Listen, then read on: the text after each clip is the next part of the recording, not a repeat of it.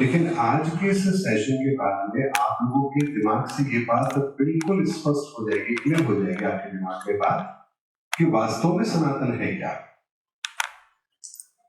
और सनातन की हमें आवश्यकता क्यों है। अगर सनातन हमारे जीवन में शामिल हुआ तो हमारे जीवन में परिवर्तन क्या आएगा।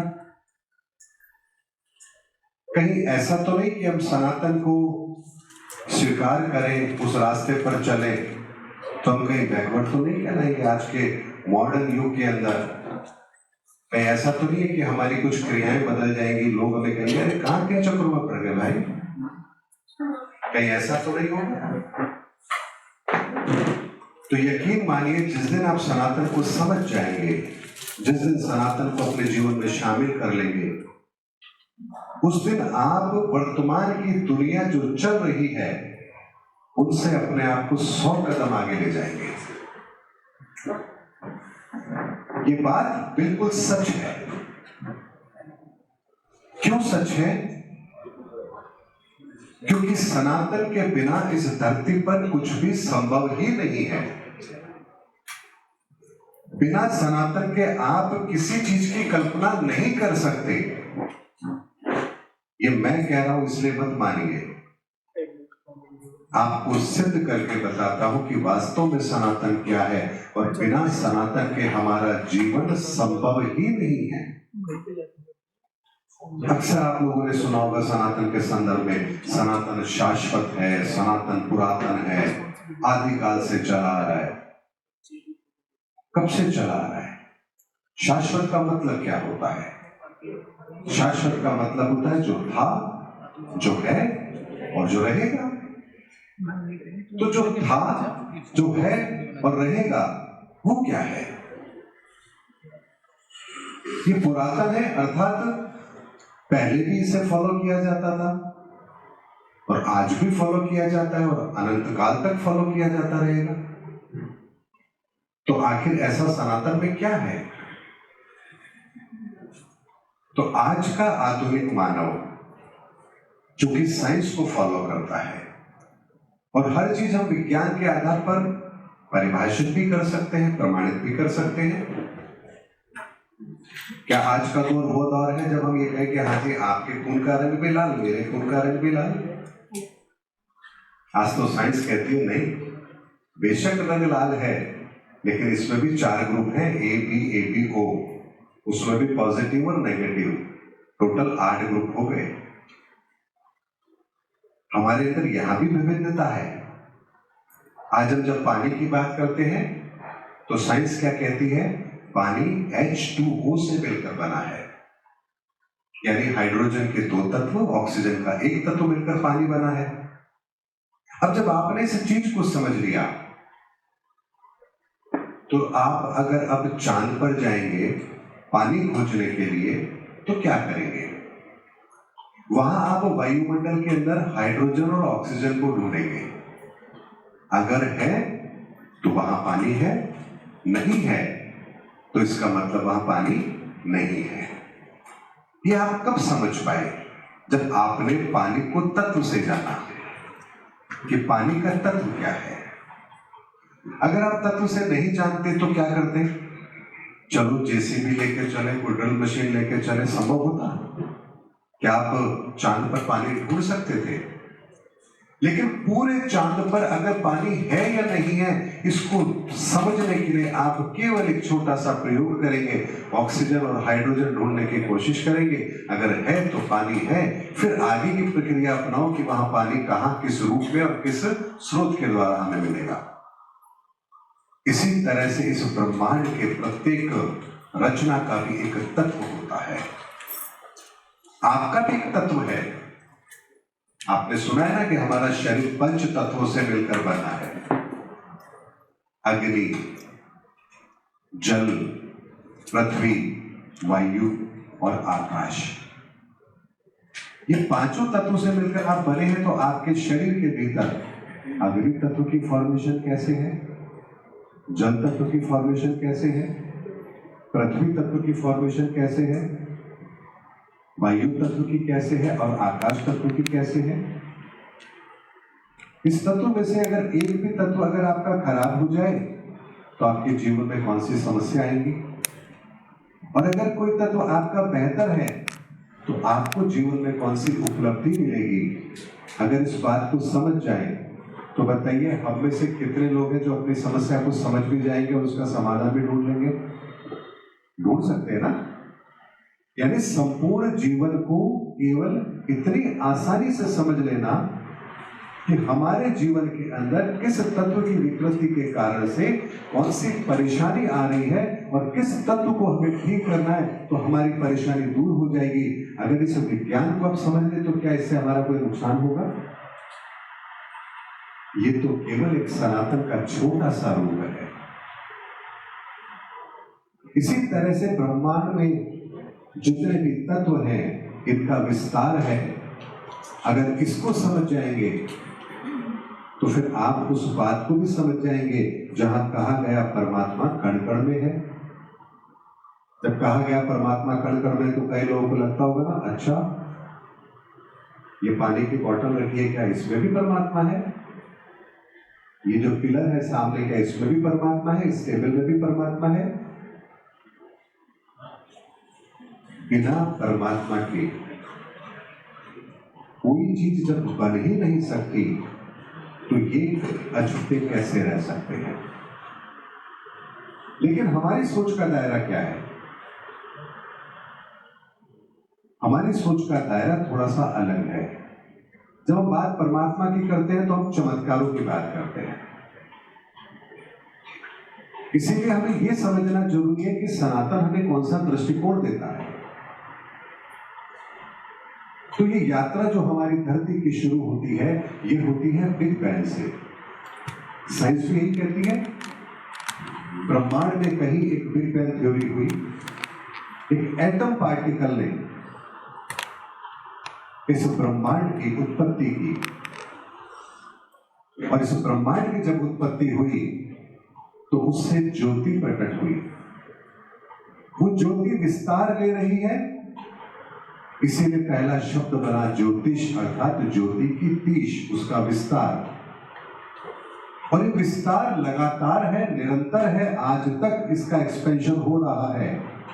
इसीलिए ब्रह्मांड असीमित है और निरंतर आकार ले रहा है। विज्ञान दूसरी भाषा में बात करता है कि किसी भी चीज की रचना होती है तो दो रूप में होती है, पदार्थ और ऊर्जा। तीसरी फॉर्मेशन नहीं होती है। या तो इस ब्रह्मांड में कोई चीज पदार्थ के रूप में होगी या ऊर्जा के रूप में होगी। जैसे आपका शरीर ये पदार्थ है और आपकी चेतना, आपकी आत्मा ये ऊर्जा है। एक हार्डवेयर, एक सॉफ्टवेयर। तो इस ब्रह्मांड की भी जब उत्पत्ति हुई तो पदार्थ के लेवल पर कैसे हुई और ऊर्जाओं के लेवल पर कैसे हुई।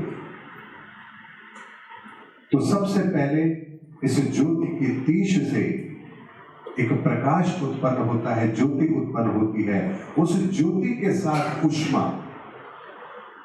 उष्मा से भाप, भाप से लवण, लवण से पिंड और पिंड से ब्रह्मांड। इस तरह से ये ब्रह्मांड अस्तित्व में आया। लेकिन जब कोई चीज विस्तार लेती है तो उसके साथ में एक गुंजन भी होती है, साउंड भी क्रिएट होती है। अगर मैं इस टेबल को थोड़ा आगे पीछे करूंगा तो एक साउंड क्रिएट होगी। इसी तरह से इस ब्रह्मांड की ज्योति ने जब विस्तार लिया तो वहां पर भी एक गुंजन पैदा होती है और उस गुंजन को कहते हैं ओम। उस गुंजन के विस्तार से इस ब्रह्मांड की पहली ऊर्जा का निर्माण होता है, अर्थात अग्नि का निर्माण होता है। अग्नि मतलब उष्मा, गर्मी। अग्नि को तो आप देख सकते हैं, लेकिन ऊर्जा के रूप में उसकी तपिश को आप महसूस करते हैं। तो यहां भी पदार्थ है और ऊर्जा भी है। उसके बाद दूसरा तत्व उत्पन्न होता है जहां जल है और साथ में गति है। जल उसका साकार रूप है और गति उसकी ऊर्जा का रूपांतरण है। तीसरी ऊर्जा के अंदर, इस ब्रह्मांड के अंदर पिंड का निर्माण हो रहा है। तो तीसरी ऊर्जा इस ब्रह्मांड के अंदर जब पिंड का निर्माण हो रहा है तो एक बल का भी निर्माण हो रहा है, ताकत का भी निर्माण हो रहा है, जिसे हम दक्षता कहते हैं, ताकत कहते हैं, एनर्जी फोर्स कहते हैं। चौथे के अंदर बुद्धि तत्व का विकास हो रहा है। ऐसे जीव जो खुद जन्म ले सकते हैं, अपने वंश को बढ़ा सकते हैं। पांचवी ऊर्जा के एक्सपेंशन के अंदर हम मनुष्यों की रचना, जिनके पास विवेक भी है, जो ना सिर्फ व्यवहार कर सकते हैं बल्कि ये भी सोच सकते हैं कि आखिर हम आए तो कहां से आए, हम पैदा कैसे हुए, हमारे जीवन की यही गति क्यों। और ऊर्जा के रूप में ये विवेक है जो हमारे भीतर काम करता है, ज्ञान के रूप में काम करता है। उसके बाद छठी ऊर्जा का निर्माण होता है, जिससे ये तमाम संसाधन बने हैं। ये जितने भी हम बाहरी वस्तुएं देखते हैं, स्वर्ण रजत, जितनी भी बाहर की चीजें हैं, जो कीमती धातु हैं, संसाधन हैं, ये छठे तत्व से इसका निर्माण होता है। और सातवें तत्व से इस प्रकृति का बैलेंस निर्धारित होता है कि आखिर ये सब कुछ बना एक निश्चित क्रम में होना चाहिए। अगर इसका बैलेंस बिगड़ा तो फिर ये चीज काम कैसे करेगी। तो यहां सातवें तत्व, सातवीं ऊर्जा का निर्माण होता है, जिसे कहते हैं डिस्ट्रीब्यूशन। अब जब 7 ऊर्जाएं बन चुकी हैं तो इनसे कुछ निर्मित भी होगा। वो निर्मित होगा तो उसको आप रखेंगे कहां, संचित कहां होगा। तो 8th डायमेंशन की रचना होती है। अब बन गया तो एक साइंस का सिद्धांत और है, एनर्जी कभी खत्म नहीं होती और सब कुछ एनर्जी से बना है।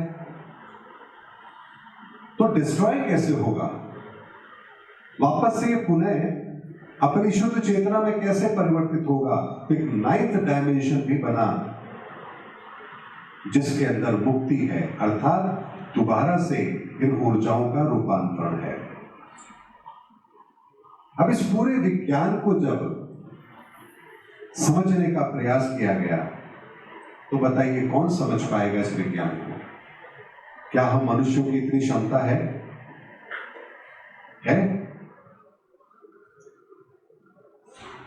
तब यहां ब्रह्मांड के अंदर ऊर्जाओं के लेवल पर भी एक रचना होती है, त्रिदेवों की रचना, जिन्हें कहा जाता है ब्रह्मा, विष्णु और महेश। आपने सोचा कभी त्रिदेव ही क्यों? 4 देव भी तो हो सकते थे, 2 भी हो सकते थे। और भगवान शिव तो स्वयंभू है, सर्वशक्तिमान है, केवल उनसे काम चल जाता। ब्रह्मा जी की क्या आवश्यकता थी, विष्णु जी की क्या आवश्यकता थी। तो जानते हैं इस ब्रह्मांड का जो नियम है, उस नियम में एक प्रिंसिपल लागू होता है, वो होता है 3 का प्रिंसिपल, अर्थात क्रिएशन का प्रिंसिपल। किसी भी चीज के निर्माण में 3 ऊर्जाएं आवश्यक है, उसके बिना निर्माण संभव नहीं है। इसीलिए हमारे शरीर के भीतर भी इंगला, पिंगला, सुषुम्ना 3 नाड़ियां हैं। आपके जीवन के भी 3 पड़ाव हैं, बचपन, जवानी और बुढ़ापा। दिन की भी 3 अवस्थाएं, सुबह, दोपहर और शाम। और पदार्थ की भी 3 अवस्था है, ठोस, द्रव्य और गैस। 3 के बिना काम नहीं चलेगा। इसीलिए त्रिदेवों की रचना में भी ब्रह्मा, विष्णु और महेश। लेकिन पहली ऊर्जा, दूसरी ऊर्जा, तीसरी ऊर्जा से क्रिएशन है, निर्माण है। लेकिन निर्माण किस रूप में है? ये निर्माण वायु तत्व के रूप में है, वायु के रूप में। इसीलिए ब्रह्मा जी को कमल के फूल पर दिखाया गया।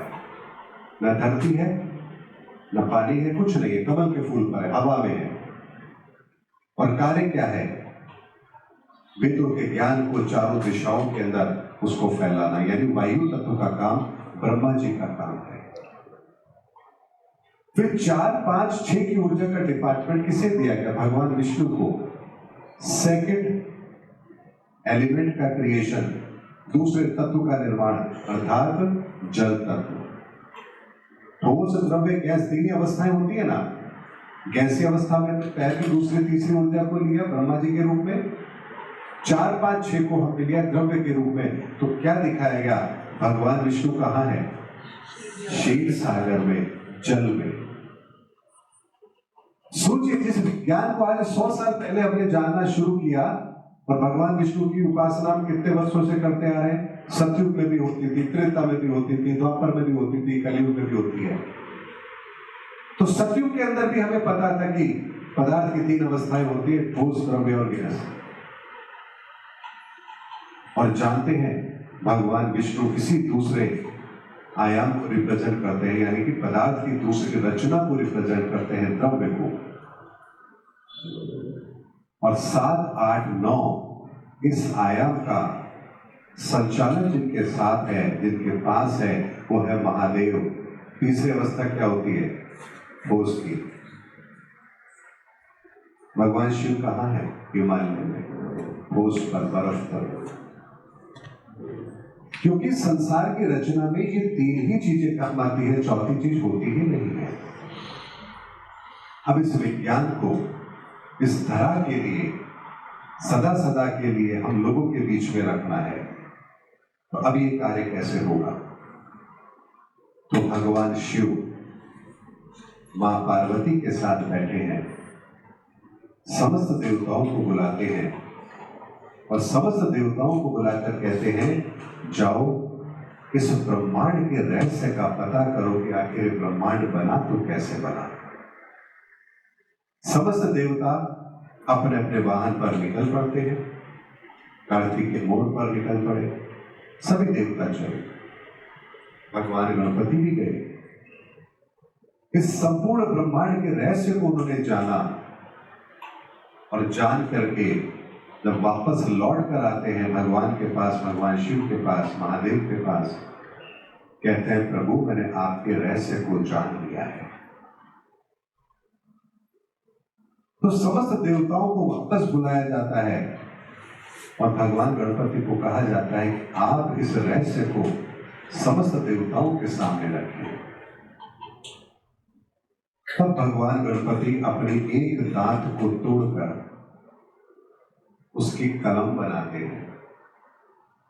पारजस्ता धातु पर लाल चंदन से सर्वप्रथम शून्य को सुचारू करके बताते हैं कि आखिर ब्रह्मांड उत्पन्न हुआ तो कैसे हुआ। सबसे पहले उन्होंने एक आकार बनाया शून्य, कि कुछ भी जब नहीं था तो यहां एक शून्य था इस ब्रह्मांड में। उस शून्य में हलचल होती है, पहली ऊर्जा का निर्माण होता है। तो 1 का अंक का निर्माण किया, ब्रह्मांड की पहली ऊर्जा, उसका नक्शा, उसका आकार, उसका एक्सपेंशन ब्रह्मांड के अंदर किस तरह से है, तो 1 के अंक का निर्माण किया। फिर 2 के अंक का निर्माण करके बताया कि दूसरी ऊर्जा कैसी है, उसका व्यवहार कैसा है। फिर 3 की ऊर्जा का, इस तरह से 9 तक के 9 आयामों की रचना भगवान गणपति ने हमारे सामने रखी, और इसीलिए भगवान गणपति के नाम से गणित बनी है।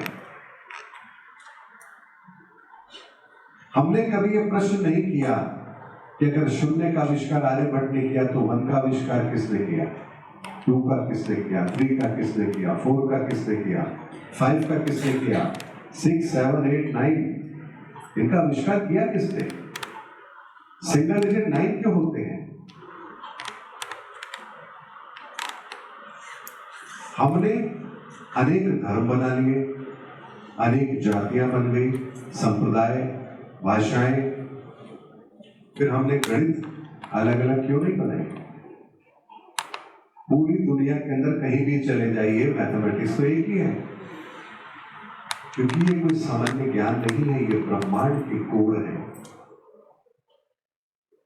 आज दुनिया के अंदर जितने भी इन्वेंशन हुए हैं सब गणित के माध्यम से हुए हैं। आप डॉक्टर के पास जाते हैं, अपना ब्लड टेस्ट करवाते हैं, बदले में आपको एक रिपोर्ट मिलती है, उसमें कौन सी भाषा होती है? मैथमेटिक्स। आपका हीमोग्लोबिन 13 है, इसका मतलब ठीक है, 8 है मतलब आपको ब्लड आपके शरीर में कम है, आपको उसकी जरूरत है। तो कैसे मेजर किया आपने? मैथमेटिक्स के माध्यम से। हमने धरती से लेकर सूर्य तक की दूरी को निकाला। कैसे निकाला? मैथमेटिक्स के माध्यम से। क्योंकि ये सामान्य गणित नहीं है, ये ब्रह्मांड का कोड है। और इस कोड के अंदर 3 ऐसे आयाम है, अक्षर है, या कह लीजिए डिजिट है, जो अपने आप में यूनिक है। और जानते हैं वो क्या है? वो है 3, 6 और 9। ये ब्रह्मांड की वो ऊर्जाएं हैं, अगर इन ऊर्जाओं को आपने समझ लिया तो ब्रह्मांड की चाबी आपके हाथ में होगी। और निकोला टेस्ला ने पूरी कोशिश करी इसे समझने की, लेकिन वो नहीं समझ पाया, क्योंकि जो भगवान गणपति के द्वारा दिया हुआ ज्ञान है, तो उनकी बिना कृपा के हम समझ कैसे लेंगे? क्योंकि ये सामान्य ज्ञान नहीं है, ये ईश्वर का आशीर्वाद है। और जब हमें मिलेगा तो अंतर में सब कुछ प्रकट होगा। और इस संपूर्ण ज्ञान को ही सनातन ज्ञान कहते हैं। 7 ऊर्जाओं से मिलकर ये जो संसार बना है, यही है सनातन। एक ऊर्जा से, पहली ऊर्जा से जो बनेगा उसमें तापमान होगा, अग्नि होगी, प्रकाश होगा। तो आपके शरीर के भीतर आपका बॉडी टेम्परेचर के पहले तत्व की विद्युतता है आपके भीतर। यानी पहला तत्व अग्नि तत्व आपके भीतर है, तो आपके शरीर में एक टेम्परेचर मेंटेन होता है।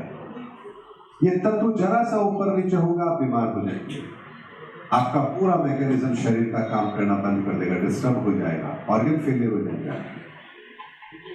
दूसरा तत्व जल तत्व है। आपके शरीर में 70% पानी है। ये सब दूसरे तत्व के कारण से आपके शरीर की रचना है। तीसरे तत्व से आपका शरीर बना, फिजिकल आपकी जो बॉडी बनी है, तीसरे तत्व से, मंगल से बनी है। चौथे तत्व के कारण से आपके अंदर बुद्धि है, आप कैलकुलेट कर सकते हैं चीजों को। पांचवें तत्व से आपके भीतर विवेक जागृत होता है। मैं कौन हूं, कहां से आया, कहां जाना है, मैं जन्म से पहले क्या था, मृत्यु के पश्चात मेरा क्या होगा।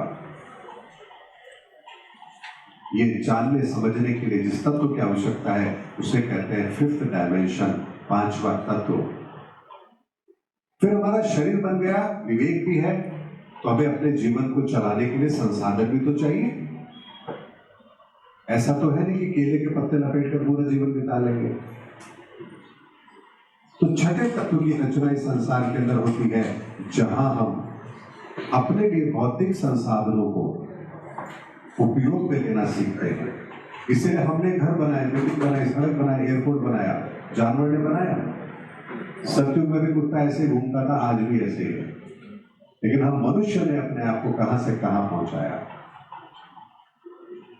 अब जब ये सब संसाधन बने हैं, तो इसका बैलेंस भी तो जरूरी है।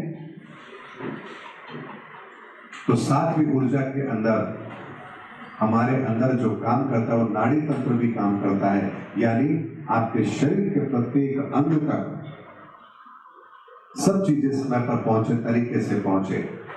उसके लिए आपके शरीर के भीतर जो नाड़ी तंत्र है, वो 7वीं ऊर्जा के रूप में, यानी बैलेंस।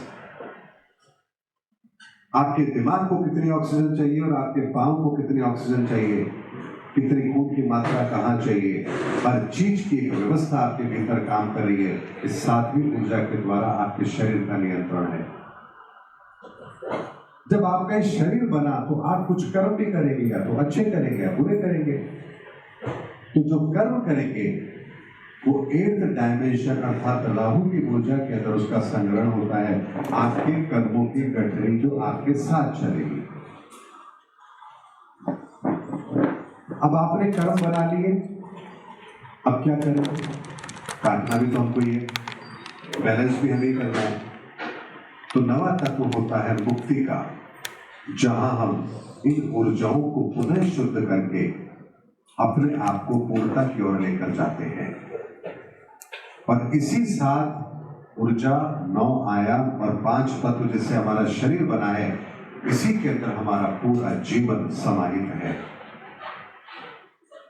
अब आप बताइए, इससे बाहर कौन हो सकता है? क्या मनुष्य कभी दावा कर सकता है कि नहीं 5 नहीं मैं तो 4 तत्व से काम चला लूंगा, 3 तत्व से चला लूंगा, नहीं मैं कर्म नहीं करूंगा? हम इस संसार में आए हैं तो कर्म भी करना होगा, चाहे वो अच्छे हो चाहे बुरे हो, उसका भोग भी हमारे साथ जुड़ेगा, उसको हमें भोगना भी होगा और उससे मुक्ति का मार्ग भी हमें तलाशना होगा।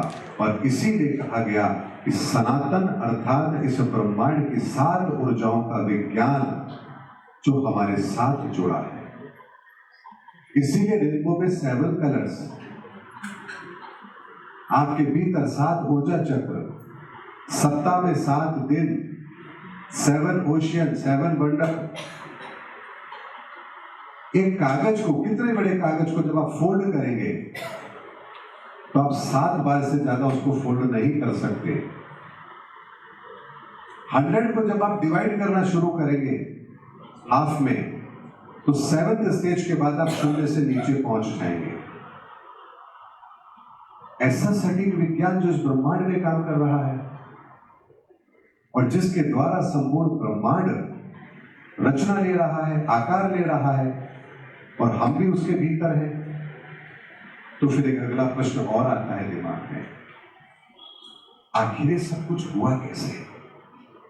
आएगा ना मन में, इतनी टिपिकल दुनिया। चलो भगवान गणपति ने रहस्य तो बता दिया, लेकिन हम तो भाई आज के आधुनिक विज्ञान को मानने वाले लोग हैं, हमें एविडेंस चाहिए। तो जानते हैं ज्योतिष के अंदर एक सूत्र आता है, समय की सबसे छोटी इकाई क्या होती है? Second, micro second, nano second, और उससे नीचे नहीं सुना। लेकिन जानते हैं 1 सेकंड के भी 32,40,000 हिस्से कर दीजिए आप 1 सेकंड में, उस यूनिट से समय शुरू होता है। 1 सेकंड के 32,40,000 हिस्से कर दीजिए, उस 1 यूनिट से समय की शुरुआत होती है। यानी वहां है वो शून्य की अवस्था, उस एटम पार्टिकल की वो अवस्था जहां से वो एटम पार्टिकल भौतिक अस्तित्व में आता है। फिर वहां से वो ठोस द्रव्य या गैस के अंदर कहां परिवर्तित होगा वो बात की बात है, लेकिन उस जगह से एटम पार्टिकल अपना बिहेवियर शुरू करता है। उसके नीचे का जो संसार है वो क्वांटम दुनिया है। वो दुनिया है जहां ना टाइम है, न स्पीड है, न ग्रेविटी है, कुछ भी नहीं है। वहां केवल और केवल शून्यता है। और जानते हैं उस 1 सेकंड के 32,40,000 हिस्से को क्या कहते हैं? एक त्रुटि। एक त्रुटि की वैल्यू है 1/32,40,000 सेकंड्स। 60 त्रुटि मिलकर के एक रेणु बनता है। 1 सेकंड के 54,000 हिस्से। 60 रेणु मिलकर के एक लव बनता है, 1 सेकंड के 900 हिस्से।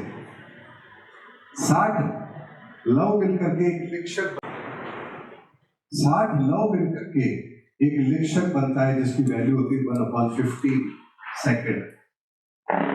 और 60 लिक्षक मिलकर के एक प्राण बनता है जिसकी वैल्यू होती है 4 सेकंड। और आपके एक प्राणी की वैल्यू है 4 सेकंड। इसीलिए जब आप भौतिक शरीर की रचना आपकी होती है तो उसके साथ क्वांटम जगत के अंदर आपको एक एनर्जी दी जाती है जिसे हम अपनी आयु कहते हैं। कितने प्राण हम लिखवा के इस धरा पर रहे, इस धरा पर नहीं रहेंगे। एक क्वांटम मैकेनिक्स जो है हमारे भीतर की, ये पूरी हो जाएगी। इसीलिए मृत्यु का कारण कभी स्पष्ट हुआ है क्या? कोई बिल्कुल अच्छा खासा बैठा है, बैठे बैठे ही चला गया। भाई कोई बीमारी होती तो समझ में आता, ऐसे कैसे हुआ? क्योंकि आपके प्राणों की वैल्यू तो ईश्वरीय शक्ति के द्वारा नियंत्रित है। आपके जन्म के साथ ही यह तय कर दिया गया कि आपको कितने प्राण मिलेंगे। तो चूंकि हमारे पास पांचवा तत्व भी है, अर्थात ज्ञान का तत्व, हम कहते हैं कि अच्छा, हम क्वांटम दुनिया के अंदर भी थे, हम भौतिक दुनिया में भी हैं, हम इस भौतिक दुनिया से दोबारा क्वांटम दुनिया में भी जाएंगे। तो आखिर इस भौतिक जीवन के अंदर हम अपने आप को थोड़ा और जीना चाहें और अपने जीवन को यहाँ स्थिर करना चाहें तो कैसे करेंगे? तो हमारे ऋषि मुनियों ने उस विज्ञान को भी ढूंढा। आपने सुना होगा ना, 1000 वर्ष की तपस्या कर लिया करते थे। तो ध्यान की गहराई में उतर करके अपने इन प्राण को स्थिर कर लिया करते थे, यानी प्राण की ऊर्जा खर्च ही नहीं हो रही है। तो जितनी ऊर्जा आप लेकर आए हो, जब वो खर्च ही नहीं हो रही है, तो आप बताइए आप दुनिया छोड़ के जाएंगे कैसे? और उस अवस्था के अंदर वो 1000 वर्षों तक तपस्या किया करते थे। इसलिए हमारे ऋषि मुनियों ने इस सनातन के ज्ञान को, इस रहस्य को बहुत गहराई से समझा है, बहुत गहराई से समझा है। इसलिए इस दुनिया के अंदर जो कुछ बना है सनातन से बना है। सनातन के बिना कुछ भी संभव है ही नहीं। अगर वायु का निर्माण हुआ तो ब्रह्मांड की दूसरी ऊर्जा से हुआ। अग्नि का निर्माण हुआ, सूर्य बना तो ब्रह्मांड की पहली ऊर्जा से बना। अगर धरती बनी तो ब्रह्मांड की तीसरी ऊर्जा से बनी। जीव जंतु बने तो ब्रह्मांड की चौथी ऊर्जा से बने, और मनुष्य बने तो ब्रह्मांड की पांचवी ऊर्जा से बने। ये जितने संसाधन बने, भौतिक वस्तुएं बनी, कीमती धातु बने, रत्न बने, ये छठे संसाधन से बने। और इस ब्रह्मांड के अंदर हमारी धरती पर जो मौसम काम करता है, ऋतुएं काम करती है, ये सारा का सारा जो सिस्टम है, ये 7वें नियम से बना है, संतुलन का नियम। आप बताइए इसमें से आप कहां अलग हो सकते हैं? तो सनातन के बिना आप अपने जीवन की कल्पना कर कैसे सकते हैं? संभव है? असंभव है। लेकिन जब इस चीज को हम जान लेंगे, समझ लेंगे, तो हम अपने कर्मों को व्यवस्थित जरूर कर पाएंगे। इसीलिए इस संसार में जितने भी लोग हैं, 800 करोड़ लोग हैं, हम किसी न किसी ऊर्जा का मुख्य स्रोत तो जरूर होंगे। 7 में से किसी ऊर्जा के मुख्य स्रोत तो होंगे हम, और इसीलिए 7 ग्रह हैं। अब बात आती है कि 7 ग्रह हमारे जीवन को प्रभावित कैसे कर रहे हैं। आधुनिक मानव है, पूछता है भाई इतनी दूर एक चांद, इतनी दूर एक जुपिटर, सैटर्न, वीनस, मरकरी, ये हमारी जिंदगी को कैसे कर सकते हैं, कंट्रोल कैसे कर सकते हैं? तो जानते हैं 2024 से पहले इस प्रश्न का उत्तर वैज्ञानिक दृष्टिकोण से देना संभव नहीं था। लेकिन खुद वैज्ञानिकों ने उस खोज को किया जिससे इस प्रश्न का उत्तर स्वतः ही हमें मिलता है। और जानते हैं वो क्या है? वो है क्वांटम एंटेंगलमेंट। 2024 का नोबेल प्राइज जिन वैज्ञानिकों को मिला, उनको मिला क्वांटम एंटेंगलमेंट के लिए। कैसे मिला? उन्होंने एक एक्सपेरिमेंट किया। हमारी जो ऊर्जा होती है, रोशनी होती है, लाइट होती है, इसका सबसे छोटा जो रूप होता है उसे कहते हैं फोटोन।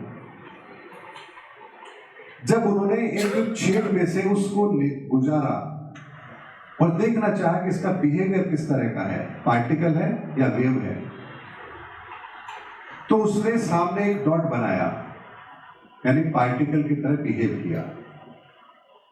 उन्होंने एक ऑब्जर्वर लगाया, फिर लाइट को ट्रांसफर किया। इस बार उसने अपना बिहेवियर चेंज कर दिया। वैज्ञानिकों को बड़ा आश्चर्य हुआ, ये कैसे संभव है? एक ऑब्जर्वर लगाया और इस पार्टिकल ने अपना बिहेवियर चेंज कर दिया। ये कैसे संभव है? ठीक इसी तरह से ये जो 7 ग्रह अंतरिक्ष में है, ये ऑब्जर्वर है, हमें कंट्रोल करते हैं। कंट्रोल किस तरह से करते हैं? आपके भीतर 7 ऊर्जाएं हैं, हर ऊर्जा का उपयोग करके आप कर्म करते हैं। कॉन्फिडेंस मिलेगा तो किससे मिलेगा? पहले तत्व से, अग्नि तत्व से। क्रोध भी उसका विकृत रूप है, अहंकार भी उसका विकृत रूप है, लेकिन तीनों के तीनों जिस ऊर्जा के द्वारा संचालित होते हैं वो ब्रह्मांड की पहली ऊर्जा अग्नि से होते हैं। आपके भीतर संवेदना है, भावना है, मन है, ये आपका दूसरा तत्व है। आपके शरीर की रचना, ये तीसरा रूप है। तो जब आप कोई शारीरिक श्रम करते हैं तो ब्रह्मांड की तीसरी ऊर्जा को प्रयोग में लेते हैं। जब आपके भीतर विचार चल रहे होते हैं, आप ब्रह्मांड की चौथी ऊर्जा से कार्य कर रहे होते हैं। जब आप धर्म के मार्ग पर चलने का प्रयास करते हैं, धर्म कर्म में अपनी रुचि रखते हैं, वो जितने भी कार्य हैं वो पांचवी ऊर्जा से कर रहे हैं, और जितने भी भौतिक संसाधन आपको मिल रहे हैं वो छठी ऊर्जा से मिल रहे हैं, और जितना भी आपके जीवन में मान सम्मान है वो सातवीं ऊर्जा से है। अब इसमें से जिस तत्व का आपने दुरुपयोग किया, मान लीजिए पहले तत्व का आप दुरुपयोग कर रहे हैं, तो आपका कॉन्फिडेंस धीरे धीरे धीरे कम होता चला जाएगा, अहंकार की भावना आपके भीतर पैदा होने लगेगी। इस तत्व का अगर आप सदुपयोग करेंगे तो आत्मबल आपका बेहतर होगा, कॉन्फिडेंस बढ़ेगा और आपके अंदर नेतृत्व करने की क्षमता पैदा होगी। चंद्र तत्व को विकृत करेंगे, डिप्रेशन, एंजाइटी, ये आपके अंदर ये चीजें आपके साथ जोड़ने लगेंगी। और चंद्र तत्व को ठीक रखेंगे तो मन का सुकून, माता का सुख, दया की भावना, ये आपके भीतर होगा। तो आप देखते हैं ना, कोई व्यक्ति कितना मन से साफ सुथरा नजर आता है, और एक व्यक्ति, अरे कैसा व्यक्ति है, इंसान एक ही है। केवल कि एक माँ बाप से जो डीएनए मिला है वो भी एक है, दोनों भाई बहनों में, लेकिन एक के विचार बड़े अच्छे हैं, दूसरे के विचार बड़े खराब हैं। ये कैसे? क्योंकि बेशक आपको फिजिकल डीएनए ऐसा मिला है, लेकिन आपकी ऊर्जाओं का डीएनए तो अलग अलग है। वो तो आपका आपके कर्मों के आधार पर मिला है। तो जो अपने जिस तत्व का सदुपयोग करेगा उसको उसके जीवन में उस तत्व से संबंधित सभी सुख अवश्य मिलेंगे, और जो व्यक्ति जिस तत्व का दुरुपयोग करेगा उसको उसके जीवन के अंदर उन सुखों से वंचित कोई और नहीं करेगा, वो स्वयं होता चला जाएगा। इसीलिए भगवान श्री कृष्ण अर्जुन को क्या कहते हैं? अर्जुन तू मुझे तत्व से जान। सामने खड़े विराट रूप दिखाया और फिर भी क्या कह रहे हैं? तू मुझे तत्व से जान। भाई ये भी तो कह सकते थे, देख अर्जुन तूने मेरे दिव्य रूप को देख लिया, अब तेरे भीतर के सारे विकार खत्म हो जाएंगे। कहा है ऐसा? हम भगवान के मंदिर जाके दर्शन करके आते हैं, हम अपने आप को कृतज्ञ महसूस करते हैं कि हम भगवान के दर्शन करके आए। अरे दुर्योधन के सामने साक्षात भगवान श्री कृष्ण खड़े हैं और फिर भी वो नहीं मान रहा, क्योंकि आपके भीतर का संसार, ऊर्जाओं का संसार वो जैसा है आप वैसे ही कर्म करने के लिए बाध्य हैं। इसलिए अगर अपनी गति को सुधारना है तो सनातन क्या कहता है? अपने जीवन के कर्मों को व्यवस्थित कर लीजिए, सब कुछ व्यवस्थित हो जाएगा। और इसीलिए कोई भी धार्मिक शास्त्र ग्रंथ हो, कोई भी हो, किसी भी धर्म का धार्मिक शास्त्र ग्रंथ हो, सब एक बात कहते हैं, अपने कर्मों को व्यवस्थित कर लो। जिस दिन आप अपने कर्मों को व्यवस्थित कर लेंगे, उस दिन से आपके जीवन में दुख रह नहीं सकता, ये गारंटी है, क्योंकि ये ब्रह्मांड का नियम है। अब यहां तक की बात यदि आपके समझ में आई, तो अब इसको प्रैक्टिकल अप्रोच के साथ देखते हैं, क्या ये नियम काम करता है? तो कौन सा युग चल रहा है? ये चौथा युग चल रहा है, कलयुग। चौथा मतलब फोर्थ एलिमेंट। पहला एलिमेंट क्या था? सतयुग। सतयुग में कौन सा तत्व काम कर रहा था? पहला तत्व कौन सा है? सूर्य का तत्व, आत्म तत्व, कॉन्फिडेंस, ईश्वरीय तत्व। तो सतयुग के अंदर जितने भी मनुष्य इस धरा पर थे, सब ईश्वर पर विश्वास करने वाले, ईश्वर के सानिध्य में रहने वाले, उस परम सत्ता को मानने वाले। लेकिन जब वो पूरा का पूरा समय सतयुग का पूरा होता है, अंतिम समय जब आता है उस युग का, तब यही तत्व विकृत होता है। विकृत से मतलब कि जो भी कमियां रह गई है, जो अशुद्धियां हो गई है, फिर कर्म तो बनेंगे ना। 8th डायमेंशन तक आते आते क्या होगा? कर्म बनेंगे। और 9th डायमेंशन क्या है? उसकी पूर्णता है, उसको शुद्ध करना है। तो उस युग के अंदर भी तो इन कर्मों को शुद्ध होना है। तो हर युग के अंत में एक ऐसा जीव इस धरा पर जरूर आता है जो विकृति का उत्कृष्ट रूप होता है, एक्सट्रीम लेवल पर। तो सतयुग में कौन था? हिरण्याकश्यप। और उसने क्या कहा? मुझे तीनों लोग की धरती चाहिए। क्या कहा? कौन नारायण? मैं नारायण। यानी पहले ही तत्व को चैलेंज कर रहा है। भगवान नरसिंह रूप में आते हैं और हिरण्याकश्यप का वध कर देते हैं। अब पहले युग के बाद जब दूसरा युग आया, उसे हम क्या कहते हैं? त्रेता युग। त्रेता युग कहते हैं ना। अब इस त्रेता युग के अंदर कौन सा तत्व काम करेगा बताइए? पहला अग्नि है, तो दूसरा चंद्रमा है, मन है। तो दूसरे युग के अंदर हर व्यक्ति मन से सुखी होगा। तो भगवान राम के समय तक त्रेता युग के अंदर आप देखिए, केवल भगवान राम उसे गले लगा रहे हैं, सबरी के झूठे बेर खा रहे हैं, विभीषण का राज्याभिषेक कर दिया, अंगद राम की सेवा में है, जबकि बाली का वध भगवान ने किया है। तो एक तरफ मन तत्व की प्रगाढ़ता देखिए, तो दूसरी तरफ मां अपने पुत्र के लिए वनवास मांग रही है। राजा होकर रावण स्त्री का हरण कर रहा है, बाली अपने ही छोटी भ्राता की पत्नी को उनका हरण कर रहा है। कैसी विकृति आ गई इस मन तत्व की। तो फिर अवतार किसका होता है? भगवान राम का।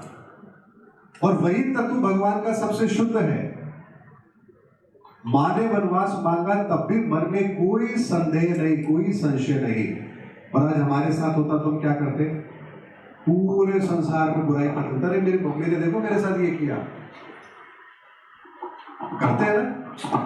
किसी के mother in law, father in law या कोई भी आपका रिश्तेदार जब आपके साथ कुछ गलत कर देता है, हम बुराई करते हैं, स्वाभाविक प्रक्रिया है। लेकिन भगवान राम ने ऐसा कुछ नहीं किया, क्योंकि मन तत्व की पराकाष्ठा थी वो। तो उस युग के अंदर मन तत्व विकृत हुआ। अंत समय में भगवान राम आए और उस तत्व को उन्होंने ठीक किया और धर्म की स्थापना की। अगला युग कौन सा आया?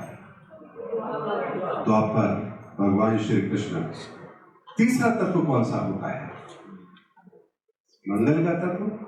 सप्ताह के 7 दिन इसी क्रम में है हमारे, बड़े साइंटिफिक है ये। सोचिए, बुधवार के वेडनेसडे के बाद थर्सडे, थर्सडे पहले आया था, वेडनेसडे बाद में आ जाता। ये सीक्वेंस डिसाइड किसने की? क्योंकि ये सृष्टि के विज्ञान के साथ जुड़ी हुई चीजें हैं। तो तीसरा तत्व आता है मंगल का, अर्थात बाहुबल। तो आप देखिए, द्वापर युग के अंदर भीम, अर्जुन, द्रोणाचार्य, कृपाचार्य, भीष्म पितामह, एक से धुरंधर। अब उस तत्व का भी दुरुपयोग होगा। तो दुर्योधन अपनी ताकत का दुरुपयोग कर रहा है। भीष्म पितामह वो अपनी ताकत का दुरुपयोग कर रहे हैं। भीष्म पितामह भी तो 3 राजकुमारियों का हरण करके लाए थे ना अपने हस्तिनापुर के अंदर अपने राजकुमारों के विवाह के लिए।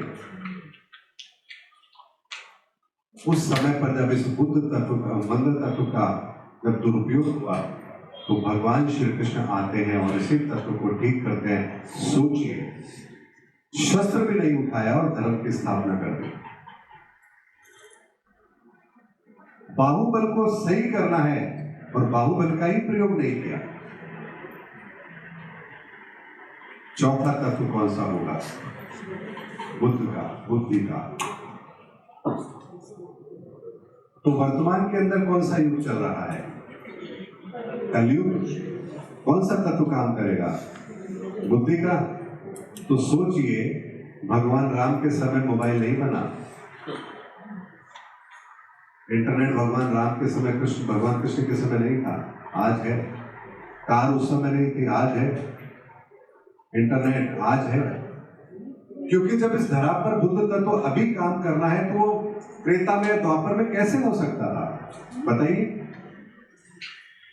तो इस बुद्ध तत्व के कारण से ही हम इस समय पर इस धरा पर उस बुद्ध तत्व का उपयोग कर पा रहे हैं।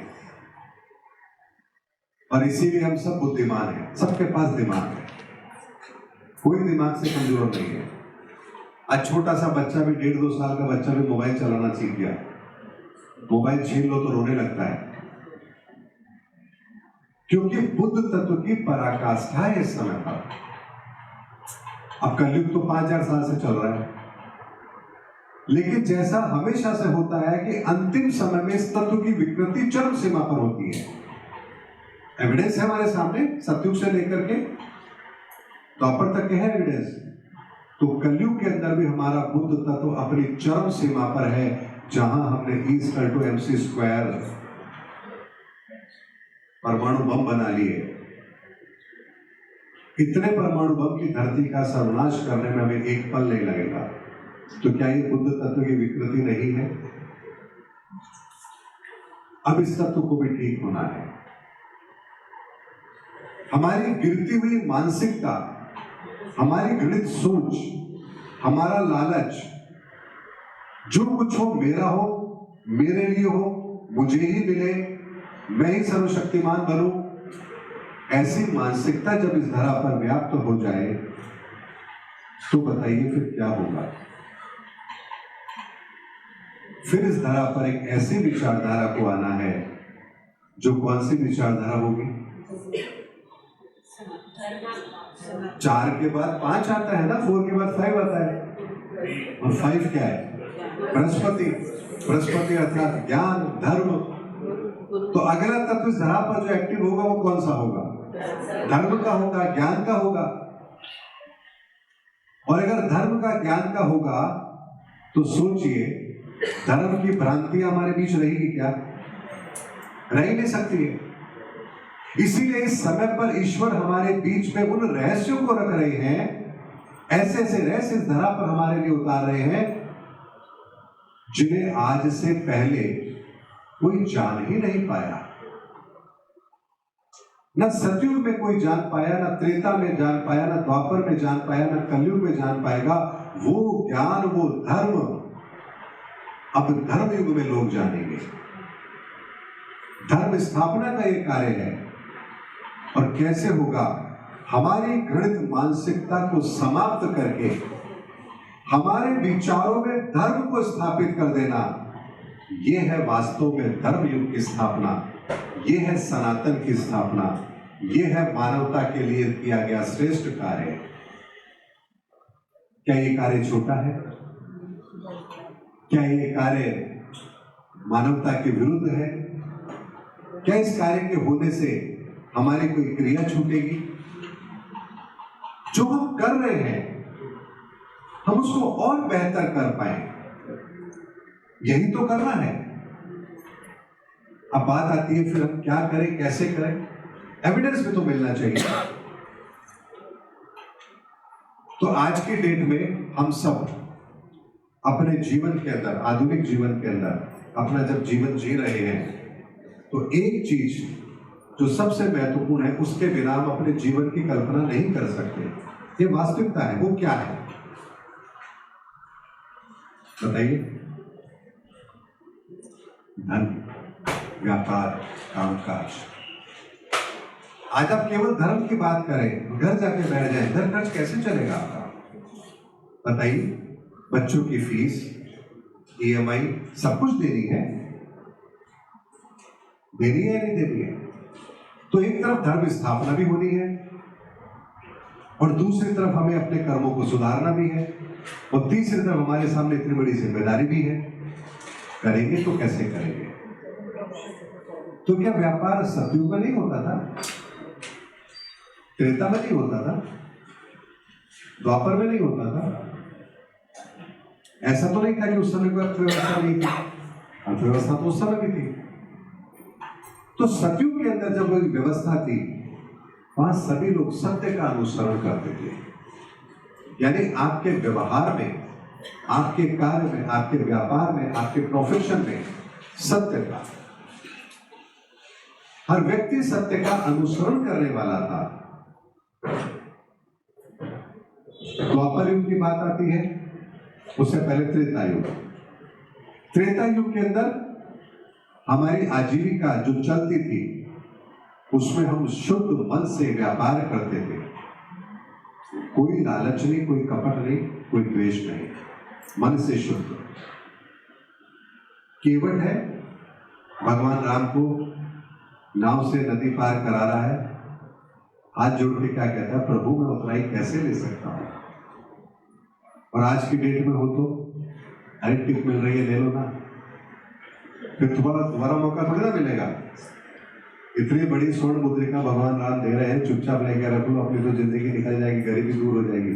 क्या केवट ने ऐसा सोचा?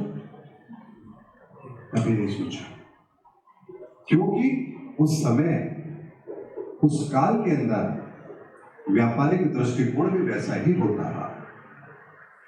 अब तीसरा समय आया द्वापर का, तो बाहुबल, आपका जो मुख्य स्रोत है वो बाहुबल रहेगा। तो एकलव्य ने विद्या कैसे हासिल की? बाहुबल से मेहनत करके की ना, शारीरिक श्रम लगा ना, वो उसकी नियत तो अच्छी थी, पर द्रोणाचार्य की नियत अच्छी थी क्या? तो वहां उसने पुरुषार्थ करके उन योग्यता को प्राप्त किया। उस समय पर इस धरा पर जो भी उपार्जन होता था, धन की व्यवस्था होती थी, वो शारीरिक बल के द्वारा होती थी। तो कलयुग में कैसी होगी बताओ? बुद्धि के द्वारा। तो आज फावड़ा चलाने वाला ज्यादा कमाता है कि दिमाग चलाने वाला? क्योंकि बुद्ध तत्व है ना, बुद्ध तत्व ही तो काम करेगा और जो उसका उपयोग करेगा। जो एलिमेंट इस समय काम कर रहा है ब्रह्मांड में, आप उसके साथ एसोसिएट रहेंगे तो आपको सब चीज इजीली मिलेगी। तो तरक्की भी हमने बुद्ध से की, व्यापार भी बुद्ध से ही कर रहे हैं। तो जो जितना दिमाग चलाएगा उतना ही पैसा कमा रहा है। तो लैपटॉप पे बैठ करके आदमी लाखों रुपए कमा रहा है और बेचारा धूप में मेहनत करके आदमी 100-200 रुपए कमा रहा है, क्योंकि वो इस युग में भी शारीरिक श्रम कर रहा है, जो श्रम किसी और युग के अंदर उसको श्रेष्ठ फल देता, लेकिन वर्तमान के अंदर जो अपने बुद्ध तत्व का उपयोग कर रहा है वो ज्यादा अर्न कर रहा है। तो बताइए धर्म युग में आप कैसे कमाएंगे? आपको अपने आप को अपग्रेड करना है।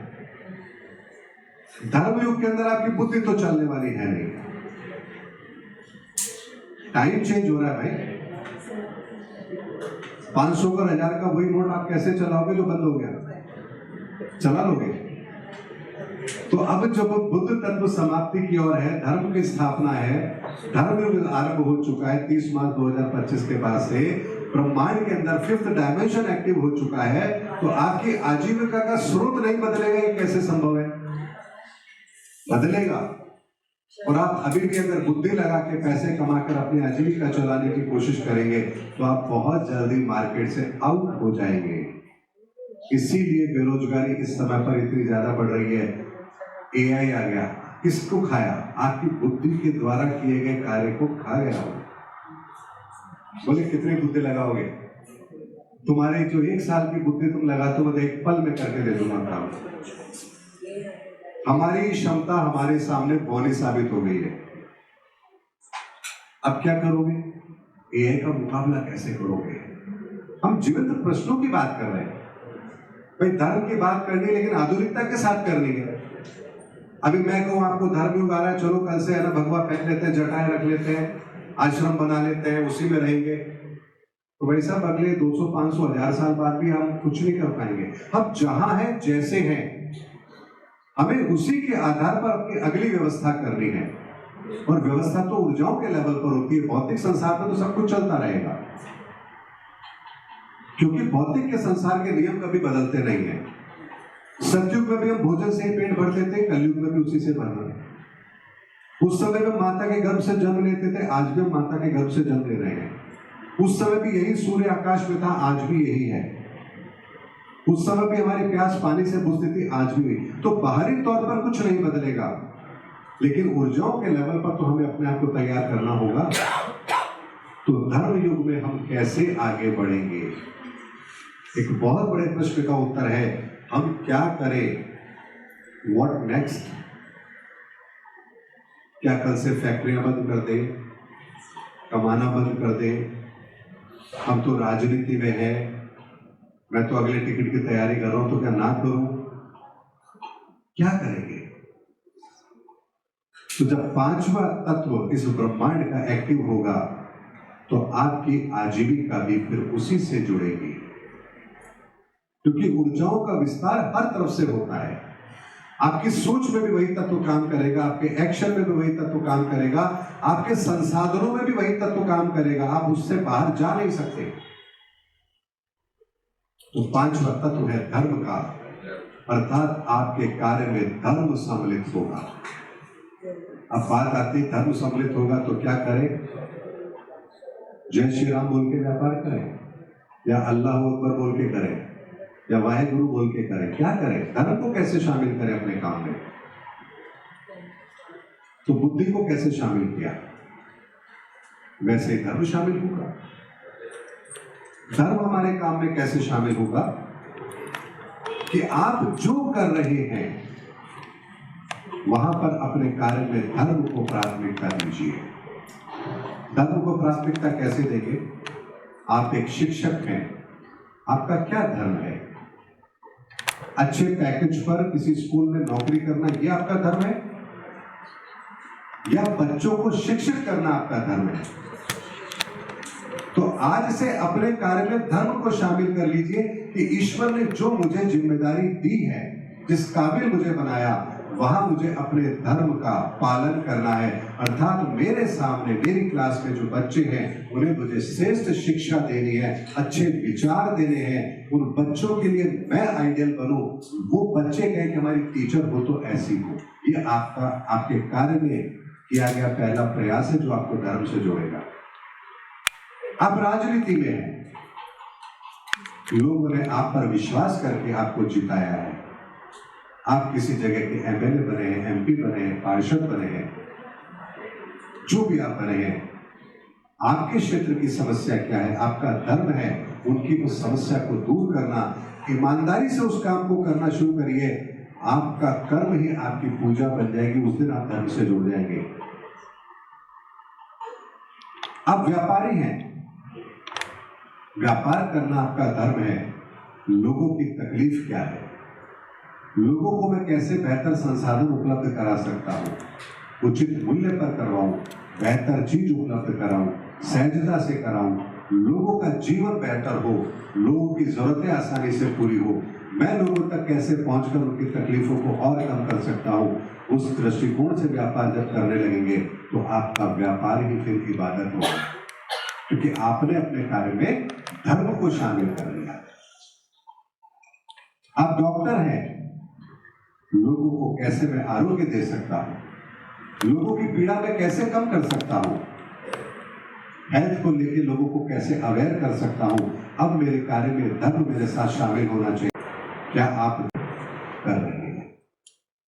एक ज्योतिषाचार्य है, कोई व्यक्ति आया है, ज्योतिषाचार्य के पास आया है, उन्हें पता है कि इस व्यक्ति के कर्मों की गठरी क्या है, ये किन तत्वों को दूषित कर चुका है, इसको इसके पापों से मुक्ति कैसे मिले, मैं इसको एक रास्ता बता दूं। ये कार्य अब उस ज्योतिषाचार्य का है। यानी हम जहां पर हैं, जिस जगह पर हैं, जो कार्य कर रहे हैं, वहीं से हम धर्म का अनुसरण करना शुरू कर दें तो ईश्वर की निगाह में फिर हम धर्म युग के अंदर नेतृत्व करने की क्षमता को हासिल करेंगे और अगले युग में हमारे द्वारा ईश्वर इस धरा पर धर्म स्थापना का कार्य करेंगे। वो ये क्या छोटा कार्य है? क्या ईश्वर की फौज उतरेगी ऊपर से? हम ही लोगों में से तो कार्य होगा। भगवान श्री कृष्ण ने धर्म स्थापना का कार्य किया तो स्वर्ग से कोई उतरा था? बताइए, सब यहीं से तो थे। बर्बरिक हो, चाहे अर्जुन हो, पांडव है, जो भी है, सब इस धरा पर ही तो थे। तो धर्म युग के अंदर धर्म की स्थापना के लिए कोई आसमान से उतरेगा क्या? हमारी नीयत की परीक्षा होगी कि किसकी नीयत कितनी अच्छी है। जिसकी नीयत अच्छी होगी, ईश्वर उसको अपना कार्य सौंपेंगे, और जिसको अपना कार्य सौंपेंगे उसको उस कार्य को करने की क्षमता भी देंगे। जब क्षमता ईश्वर देंगे, कार्य ईश्वर देंगे, तो करना किसको है? ईश्वर को ही तो करना है। हमें तो अपने आप को उपलब्ध कराना है। जैसे पत्थर के अंदर भगवान छिपा है, लेकिन अगर वो पत्थर अपने आप को मूर्तिकार को उपलब्ध ना कराए तो मूर्तिकार बेचारा करेगा।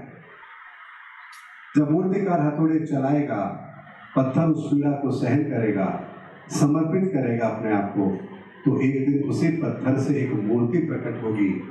जिस पत्थर को लोग पोखरों में रखा करते थे, अब लोगों के सर उस पत्थर के आगे झुकेंगे, और इतना बड़ा परिवर्तन उस पत्थर के जीवन में हो सकता है, तो हम मनुष्य के जीवन में नहीं हो सकता। तो दृष्टिकोण बदलने की जरूरत है। जो भौतिकवादी सोच अब तक हमारे साथ थी, अब वो आगे काम नहीं करेगी, ये बात निश्चित है। इसीलिए आने वाले समय के अंदर एक बहुत बड़ी आर्थिक मंदी, संसाधनों का ऐसा दौर जहां आपके संसाधन आपके काम नहीं आएंगे, ऐसा दौर भी हम निकट भविष्य में दिसंबर 2027 तक देखेंगे। परिवर्तन का समय है भाई, होना ही होना है। जब हिरण्यकश्यप का वध हुआ, रावण का हुआ, कौरव सेना मारी गई, तो जितना भी हमने अपने बुद्धि बल के आधार पर जो साम्राज्य खड़ा किया है, क्या इसको परिवर्तित नहीं होना है? क्या होना है? और हम वो चीजें कर चुके हैं। हम बिटकॉइन जैसी करेंसी बना चुके हैं जो एक दिन के अंदर पूरी दुनिया की इकोनॉमी को सक कर जाएगी, हमको पता भी नहीं लगेगा। हम ऑलरेडी उस जगह बैठे हैं। कब किस देश का संघ की राजा परमाणु अस्त्र चला देगा, पूरी दुनिया को आइस एज का एरा जो होता है ना, उसमें ले जाएगा, हमको पता भी नहीं लगेगा। कब ग्लोबल वार्मिंग की वजह से धरती के तापमान के बढ़ने के कारण से ग्लेशियर पिघल करके जल स्तर को बढ़ा देंगे, हमें पता भी नहीं लगेगा। तो हम तो बारूद के ढेर पे बैठे हैं, लेकिन आंख बंद करके बैठे हैं, क्योंकि होता यही है। जो कार्य धीरे धीरे धीरे होता है ना, हमें पता भी नहीं लगता। लेकिन जरा विचार करके देखिए, 2020 के दिन को याद करके देखिए, कोविड का समय था। ईश्वर ने हमें एक संकेत दिया कि कोई संसाधन तुम्हारे काम नहीं आएगा, और एक वास्तविकता है, कोई चीज काम नहीं आई हमारे। एक दृष्टिकोण हमें दिया कि आखिर हमारी इस धरती पर हैसियत क्या है, किस दौड़ के पीछे हम दौड़ रहे हैं। इसीलिए आने वाले समय की तैयारी हमें अपने जीवन के अंदर करनी है। धर्म को अपने जीवन में स्थापित करना है, सनातन की विचारधारा को अपने जीवन में शामिल करना है। जो क्रियाएं आप कर रहे हैं, जिस इष्ट देवी देवता को आप मानते हैं, मैं ये नहीं कह रहा आप उन्हें छोड़ दीजिए, कुछ परिवर्तित कर लीजिए, लेकिन ये तो समझिए कि जिस देवी देवता की आप पूजा कर रहे हैं, वहां कौन सा इस ब्रह्मांड का तत्व समाहित है, और वो तत्व आपके साथ कैसे कनेक्ट है, और वो तत्व आपके जीवन में कैसे बेहतर परिणाम लेकर आता है। इसीलिए संसार में हम 800 करोड़ लोग हैं और 7 में से किसी न किसी एक ऊर्जा के मुख्य स्रोत हैं। या तो कोई मंगल तत्व के प्रधानता लिए हुए है, कोई सूर्य तत्व की प्रधानता लिए हुए है, कोई चंद्र तत्व की प्रधानता लिए हुए है, कोई बुध तत्व की प्रधानता लिए हुए है, कोई गुरु तत्व की प्रधानता लिए हुए है, कोई शुक्र तत्व या कोई शनि तत्व। जो सूर्य तत्व की प्रधानता को लिए हुए है वो नेतृत्व कर रहे हैं सरकार में बैठकर, क्योंकि उनका वो तत्व प्रभावी है। राजकीय शासकीय पावर उनको मिलती है क्योंकि उनका ये तत्व अच्छा है। मन तत्व जिनका अच्छा है वो डॉक्टर बन के सेवा कर रहे हैं, कभी साहित्य लिख रहे हैं। ये उनके दूसरे तत्व के कारण से उनके भीतर का गुण है। जिनके भीतर तीसरा गुण है मंगल तत्व का, वो फौज के अंदर, पुलिस के अंदर व्यवस्थाओं को संभाल रहे हैं, हमारी सुरक्षा करते हैं। आप में से किसी को कहा जाए चलो फौज में जाओ, कितने लोग जाएंगे? हम तो नहीं जाएंगे। कौन खाएगा गोली?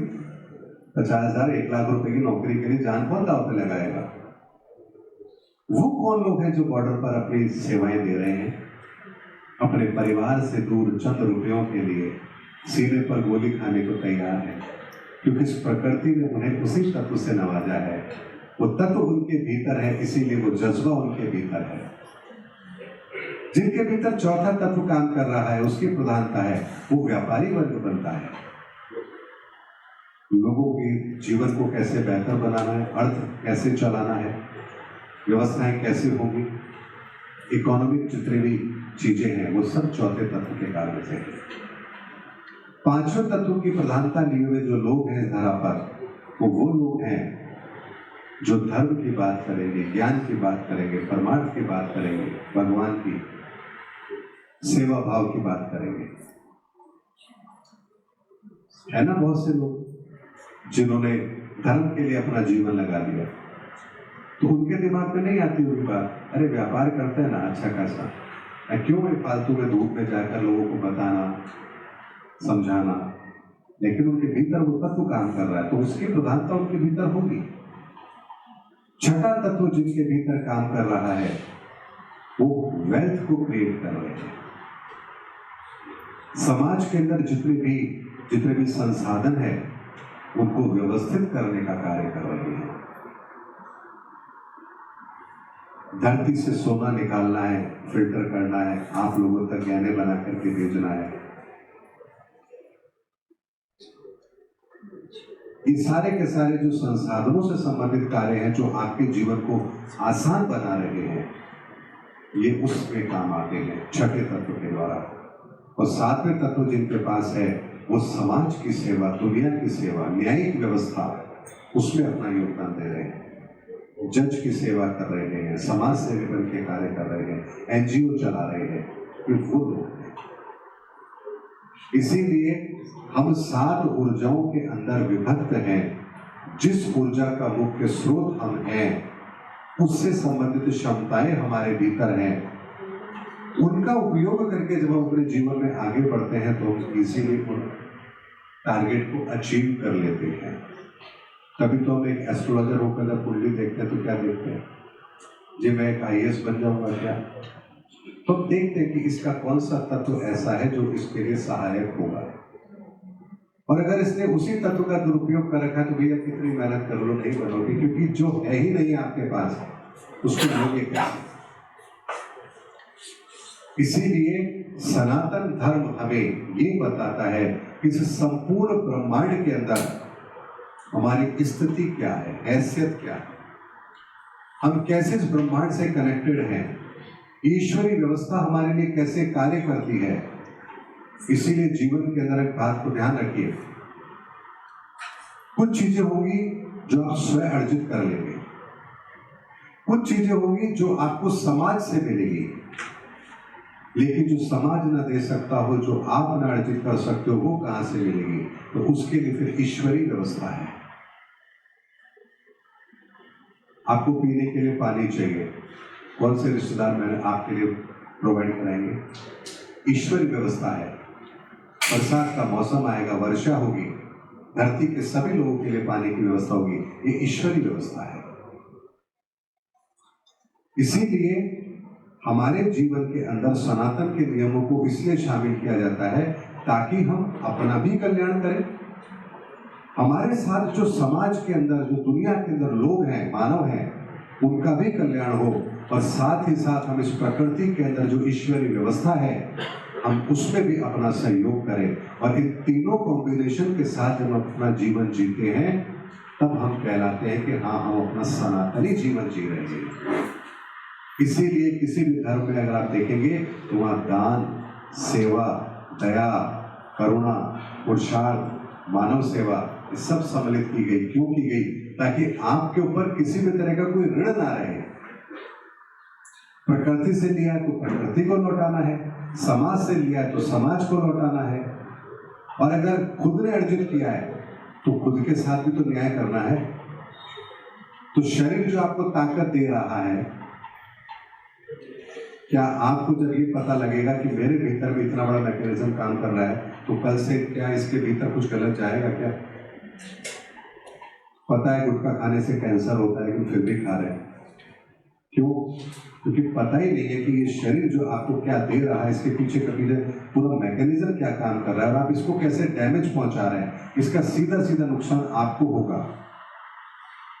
ये छोटी छोटी चीजें हैं, हर चीज का उत्तर हमें सनातन में मिलता है। एक बहुत छोटी सी बात रखना चाहूंगा, रखना जरूरी है। अक्सर लोग उससे एक प्रश्न करते हैं, सर नॉनवेज खाना चाहिए कि नहीं खाना चाहिए? हो सकता है आप लोगों में से बहुत लोग नॉनवेज खाते हो। सनातन क्या कहता है, धर्म क्या कहता है? हमारे हिंदू धर्म में तो नॉनवेज अलाउ नहीं है, किसी और धर्म में तो कुर्बानी तक दी जाती है। तो एक ही धरा पर ये दो तरह की बातें अलग अलग, थोड़ा अजीब सा नहीं लगता? लगता है ना? तो जानते हैं सनातन हमें क्या कहता है, सनातन हमें दृष्टिकोण कैसे देता है। हमारा जो शरीर है इसकी एक व्यवस्था है। आप कुछ भी खाते हैं तो आपके शरीर के भीतर जैसे ही आपने उसको खाया, आपका शरीर कुछ हार्मोन रिलीज करता है उसको पचाने के लिए, एंजाइम्स रिलीज करता है उसको पचाने के लिए। तो आप अगर ऐसी कोई चीज खाएंगे जिसको पचाने के लिए शरीर को कुछ अलग से रिलीज करना पड़े, तो उसका पूरा मैकेनिज्म डिस्टर्ब होता है। जैसे शेर है, मांस खाएगा, वो घास नहीं खा सकता, क्योंकि उसके शरीर के अंदर वो तंत्र ही विकसित नहीं है कि वो घास खाए और उसके शरीर में पच जाए। लेकिन यदि हम कुछ और ऐसा खा रहे हैं तो आपका शरीर उस चीज को पचाने के लिए अलग तरह के हार्मोन्स रिलीज करेगा। उसका काम है पचाना, वो पचाएगा। लेकिन जब वो उस तरह के हार्मोन रिलीज करेगा तो आपके भीतर कुछ परिवर्तन भी तो आएंगे, आएंगे नहीं आएंगे? तो जितने भी ऐसे जीव हैं जो मांस का भक्षण करते हैं वो हिंसक भी होते हैं। मांस कैसे मिलेगा? पेड़ पर तो लगेगा नहीं, आपके शिकार ही करना पड़ेगा। तो हिंसक प्रवृत्ति होगी तभी तो आप शिकार करेंगे। तो जानवर जो मांस खाते हैं उनमें हिंसक प्रवृत्ति होती है। तो जो वो खा रहे हैं उससे उनका शरीर उसी तरह के केमिकल को रिलीज कर रहा है ताकि वो शिकार कर सके। तो यदि हम मांस का भक्षण करेंगे तो हमारे शरीर के भीतर भी ऐसा मैकेनिज्म डेवलप होगा जो हमें उग्र बनाएगा, हिंसक बनाएगा, हमारे विचारों में उत्तेजना लेकर आएगा। और जब वो चीज आपके भीतर होगी तो क्या समाज में हिंसक प्राणी के लिए कोई स्थान होना चाहिए? तो समाज के अंदर ऐसे लोग हिंसक प्रवृत्ति को जन्म देंगे। इसीलिए कहा जाता है कि मांस का सेवन नहीं करना चाहिए, क्योंकि ये आपके पूरे शरीर के मैकेनिज्म को डिस्टर्ब करेगा। और इसीलिए इस धरा पर सदैव दो लोग आपने देखे होंगे, एक दानव और एक मानव तो है, देवता और दानव, देव और दानव। तो देवता वो जो सात्विक भोजन करते हैं तो उनके भीतर करुणा, दया, प्रेम सब कुछ है। और दानव वो जो मांस का भक्षण कर रहे हैं तो हिंसक प्रवृत्ति के हैं। और देवासुर संग्राम हमेशा से होता रहा है। और अच्छे और बुरे की लड़ाई आज भी है। तो ये मत समझिए कि देवासुर संग्राम का मतलब है कि राक्षस होंगे, बड़े बड़े दांत होंगे, ऐसे सींग निकले होंगे ना। हमारी समाज के बीच में से ऐसे लोग जो समाज की व्यवस्थाओं को तोड़ने का काम करते हैं, मानवता को नुकसान पहुंचाने का काम करते हैं, ये दैत्य है। इसीलिए सनातन हमें हर विषय पर एक ऐसा दृष्टिकोण देता है जो सटीक है, जो साइंटिफिक है, जो नियमों के अनुसार है। वो इसलिए नहीं कि अरे मैं तो बहुत बुद्धिमान हूं जी, देखो मैंने कितनी अच्छी अच्छी व्याख्या की, ये मेरी व्याख्या है क्या? ये तो सनातन से यही ज्ञान चला आ रहा है, आज भी है, अनंत काल तक रहेगा, इसीलिए तो सनातन शाश्वत है। तो जो भी मैंने आप लोगों को कहा है वो शाश्वत है, सत्य है। सतयुग से लेकर के आज तक उसका नियम इसी तरह से काम करता आ रहा है। तो सोचिए अब बदल जाएगा क्या? पॉसिबल है, बदल सकता है। हम कितनी तरक्की कर ले, मां के गर्भ में जो हमें 9 माह का समय लगता है वो लगेगा। ये जो 9 की कैलकुलेशन है, ये जो 7 की कैलकुलेशन है, ये आपको बड़ा अचंभित करेगी। इसको जरा आप डिफाइन जब करेंगे ना अपने आसपास, देखेंगे, समझेंगे, तो आपको पता लगेगा कि अरे इतना साइंटिफिक तरीके से, इतना फाइन ट्यून इस ब्रह्मांड को किया गया है, जहां लेश मात्र भी कोई त्रुटि का कोई मतलब ही नहीं है। और इसीलिए आज का वैज्ञानिक उस जगह आकर खड़ा हो गया है जहां वो जब क्वांटम फिजिक्स को देख रहा है तो क्वांटम फिजिक्स में उसको पता लग रहा है यहां तो भौतिक के नियम ही लागू नहीं हो रहे हैं। तो उनका दिमाग चकराने लग गया।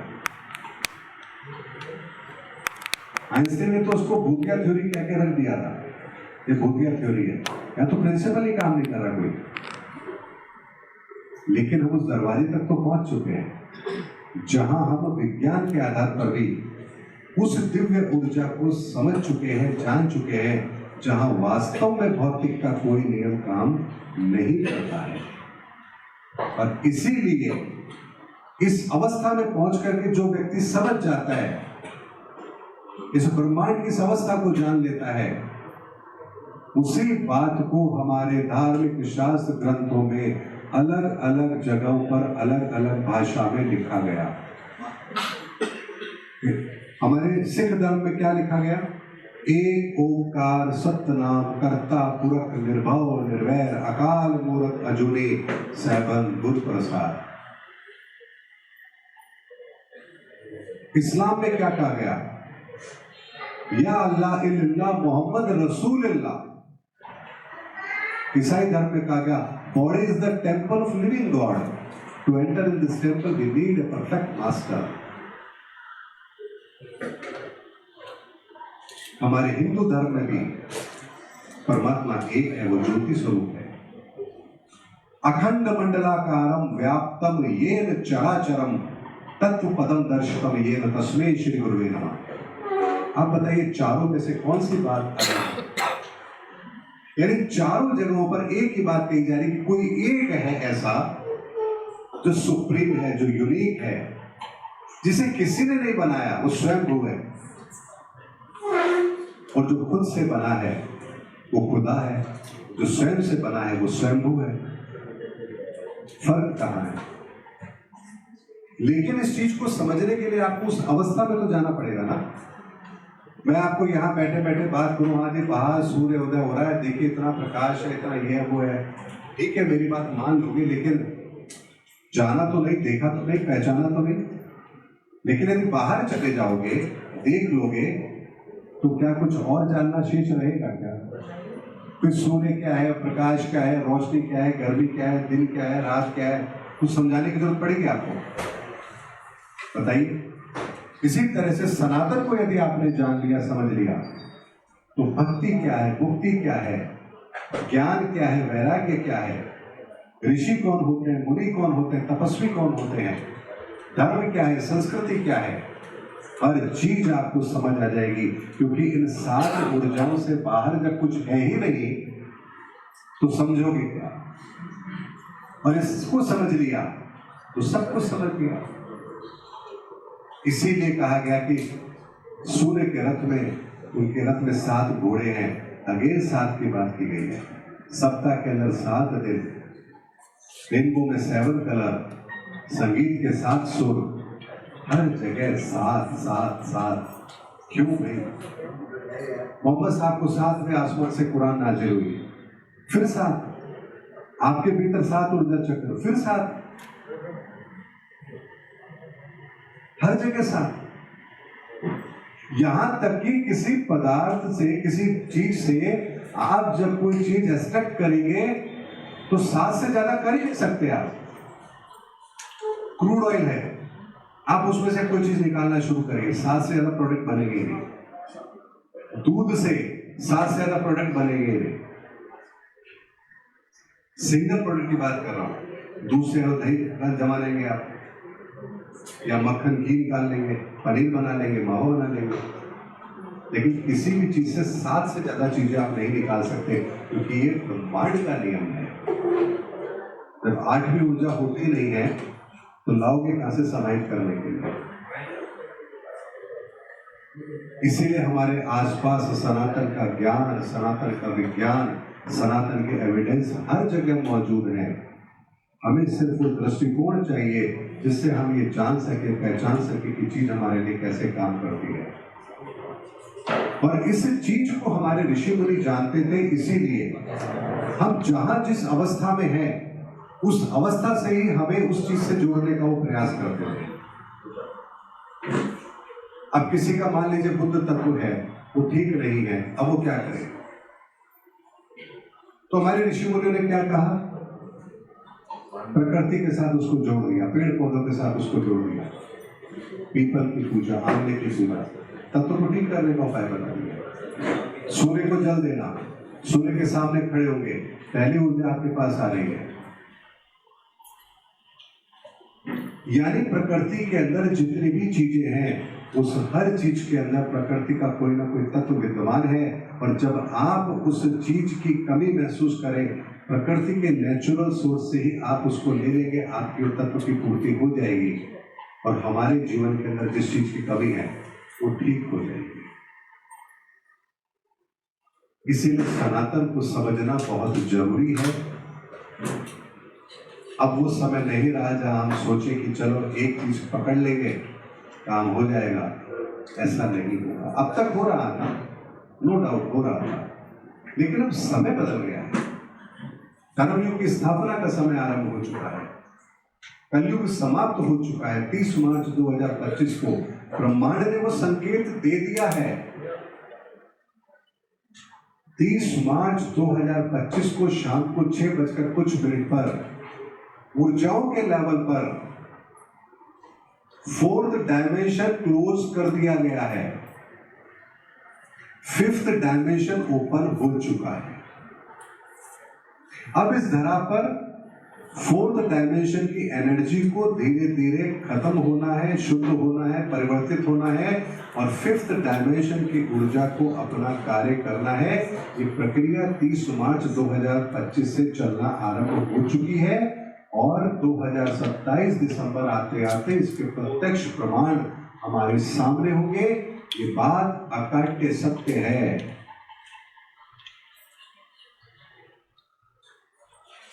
काश मैं आप लोगों को भविष्य दिखा पाता, मैं विजुलाइज करा पा रहा हूं आपको, लेकिन मैं वो जो सच देख रहा हूं, काश वो आप लोग भी देख पाए कि हम प्रकृति के परिवर्तन के कितने नजदीक खड़े हैं। युगों में होने वाले परिवर्तन के उस समय में खड़े हैं और हम इतने भाग्यशाली हैं कि ईश्वर ने हमें इस समय इस धरा पर भेजा है जब ये परिवर्तन का कार्य हो रहा है। इसीलिए अपने विचारों के अंदर सनातन को स्थान दीजिए, धर्म को स्थान दीजिए और फिर अपने कार्य को कीजिए। मेरी गारंटी है, आपके परिणाम ना बदल जाए तो कह देना, घर में सुकून ना आए तो कह देना, आपके जीवन में परिवर्तन ना आए तो कह देना, आपकी तकलीफों का समाधान आपको ना मिल जाए तो मुझे कह दें, होगा ही होगा, 100% होगा, 100% होगा, क्योंकि तत्व से जानकर के आप चीजों को कर रहे हैं। और ऐसा हजारों लोगों के जीवन में हुआ है, ऐसा नहीं हुआ, हुआ है। जिन जिन ने अपने तत्वों पर काम किया उन्होंने उस चीज को बेहतर किया है। मैं खुद उदाहरण आप लोगों के सामने, मेरी आयु 32 वर्ष की थी जब मैं पैदा हुआ था। ज्योतिषाचार्यों की भविष्यवाणी थी, इस बालक की आयु 32 वर्ष है। 32 वर्ष के पश्चात इस व्यक्ति के जीवन में कष्ट आएगा और इसकी आयु पूर्ण होगी। ये बात मुझे पता लगी जब मैं 7-8 साल का था। खुद ने सोचा, अरे ऐसे कैसे, अपन 32 साल ही रहेंगे दुनिया में। तो मेरे मन में एक प्रश्न आया कि जो कह रहे हैं तो एस्ट्रोलॉजर है, इन्होंने आखिर ये कहा तो कैसे कहा, किस आधार पर कहा? कोई तो टेक्निक ऐसी है इनके पास, मुझे वो टेक्निक समझ नहीं है। और 13 साल की उम्र में मैंने एस्ट्रोलॉजी को सीखना शुरू कर दिया था और 13 साल की उम्र में मैं बहुत अच्छी तरह से प्रेडिक्शन कर दिया करता था। उस दिन मुझे पता लगा कि मेरे जीवन के अंदर कष्ट आएगा तो किस कारण से आएगा, किस तत्व के कारण से आएगा और मुझे बचाएगा कौन। तो मुझे पता था कि मेरे अष्टम भाव में बृहस्पति है, अर्थात धर्म ही मुझे बचाएगा और कोई दूसरा मुझे बचा नहीं सकता। तो 13 साल की उम्र से आध्यात्म को अपने जीवन में आत्मसात करने का प्रयास किया। जहां जो सेवा बन पड़ती थी वो करता था, धर्म कर्म के कार्य में अपने आप को आगे रखता था। ये पता लगा कि अरे 32 साल की आयु है, दुर्घटना का योग है। दुर्घटना का मतलब हम देखिए लगाते हैं कार चलाएंगे एक्सीडेंट हो जाएगा, तो मैंने कार चलाना ही नहीं सीखा। ना कार चलानी आएगी, ना लेके जाएंगे, ना एक्सीडेंट होगा, प्रिकॉशन तो कुछ लेंगे ना। 32 साल की उम्र तक मैंने कार चलाना नहीं सीखा, लेकिन 32 साल की उम्र में वो घटना भी हुई। ऐसे एक सत्संग कार्यक्रम हो रहा था, मैं खड़ा था, टेंट का पोल था, मैंने जैसे उसको पकड़ा और दूसरे हाथ से मैंने एक डिवाइडर पर पोल था उसको हाथ लगाया, एक सर्किट पास हुआ मेरे अंदर से और 1 मिनट तक मैं इलेक्ट्रिक शॉक को झेलता रहा, 1 मिनट। और उसके बाद धड़ाम से नीचे गिरा। हाथ में चूंकि वो लोहे का एंगल निकला था, उसने पूरा मेरे हाथ को डैमेज कर दिया, लगभग अंगूठे को अलग सा कर दिया। तब जाकर मैं उससे अलग हुआ और नीचे जमीन पे गिरा। वहां से मुझे लेकर हॉस्पिटल गए, लेकिन तब भी मैं इतना होश में था कि मैं उन्हें गाइड कर पा रहा था कि मुझे किस हॉस्पिटल में आप लेके चलो। जब पास में प्राइवेट हॉस्पिटल में लेके गए तो वहां वो मुझे इंजेक्शन लगा रहे और तो मुझे लगा कि यहाँ काम नहीं बनेगा। तो मैंने हमारे रिलेटिव को कहा मुझे एसएमएस हॉस्पिटल लेके चलो, जो गवर्नमेंट का सबसे बड़ा हॉस्पिटल था। हम वहां से निकले, एसएमएस गए, मैं बोल भी नहीं पा रहा था, पूरे शरीर के अंदर कंपन हो रहा था भयंकर। और उस दिन मुझे लगा था कि हम बचेंगे नहीं, और किसी तरह से कोई चमत्कार हो गया, बच गए, तो कम से कम हाथ तो नहीं बचेगा। जब हम एसएमएस हॉस्पिटल गए, वहां डॉक्टर बैठा था इमरजेंसी में। मैंने अपनी वाइफ को कहा कि इनको बोलो कि मैं डॉक्टर रवि गुप्ता की सिस्टर हूं। जैसे उन्होंने जाकर उनको बोला, वो जो डॉक्टर वहां बैठा था, डॉक्टर रवि गुप्ता मेरे कजन ब्रदर इन लॉ है, वो सीधा सीट से खड़ा हो गया, अरे आप सर की सिस्टर है, वो तो मेरे सीनियर है। तुरंत उसने मेरे को देखा, ओटी में ले गया। ओटी में ले जाकर के वहां ऑलरेडी 3-4 पेशेंट थे जिनकी सर्जरी चल रही थी एक्सीडेंट केस की। उनको छोड़कर उन्होंने सबसे पहले मुझे अटेंड किया। कॉलर यहाँ पर जिससे कि इंजेक्शन उन्होंने दिया, हाथ सुन किया, पूरी सर्जरी की, 18 टांके हाथ में आए, इसमें चूंकि मांस मोटा कर गया था पूरा। समस्या किस तत्व के कारण है, समझो और अपना रास्ता लो। फिर मन में आता है, अरे पूरी दुनिया में तो 800 करोड़ लोग हैं, हर व्यक्ति तो मुझ तक नहीं पहुंच पाएगा, और पहुंच भी गया तो मेरी जिंदगी तो बहुत छोटी सी है, फिर तो वो समाधान ले लूंगा। तो ईश्वर से प्रार्थना है, ईश्वर कुछ ऐसा समाधान तो बताओ ताकि लोग अपने घरों में बैठे बैठे भी उन चीजों को कर ले, तो उनको उनका समस्या का समाधान मिल जाए, मुझ तक भी ना आए और किसी का 1 रुपया भी खर्च ना हो। तो फिर भगवान गणपति ने भीतर में सारी की सारी प्रेरणाएं दी, और एक एक तत्व को कैसे पहचाना जाता है, कैसे ठीक किया जाता है। शमी जी जानती हैं इस बात को, मैंने एस्ट्रोलॉजी की क्लासेस लेकर के सिखाया है बहुत लोगों को, शमी जी भी आपने भी सीखा है तत्वों को हम कैसे पहचाने, कैसे ठीक करें। आप लोगों को कभी भी जरूरत हो आप शमी जी की हेल्प लीजिए। एक किताब मैंने लिखी, जीवन के सनातन सिद्धांत और समाधान। आखिर इस ब्रह्मांड के अंदर सनातन सिद्धांत काम कैसे करते हैं और आप कैसे एसोसिएट हैं उसके साथ, आप किस तत्व से मिलकर बने हैं, जिस तत्व से मिलकर आप बने, जो आपकी एनर्जी का मेन स्रोत है, उसके अंदर कौन से तत्व आपके विकृत होंगे ही होंगे, उसका समाधान क्या है। अगर आप उन चीजों को भी अपने जीवन में शामिल कर लेंगे तो आपकी जिंदगी के अंदर परिवर्तन आएगा ही आएगा, ये बात निश्चित है। फरारी कार के टायरों की हवा निकाल कर चलाओगे तो साइकिल से भी धीरे चलेगी। इसीलिए यदि आपके पास में सारे सब कुछ संसाधन है, लेकिन कोई एक तत्व आपका ऐसा है तो आपकी तरक्की को रोक रहा है, तो जैसे ही उस पर काम करेंगे आपकी गाड़ी जिंदगी की बेहतर तरीके से दौड़ जाएगी।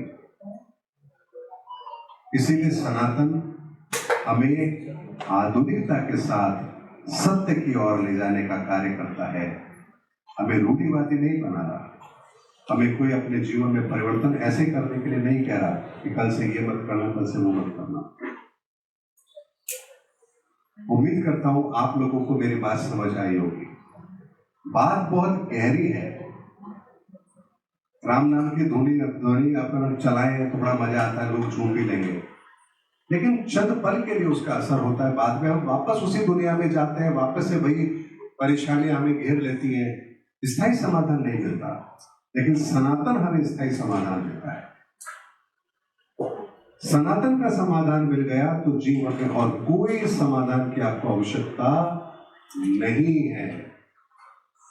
अभी तो मैंने सनातन की मात्र 0.0000000000001% बात,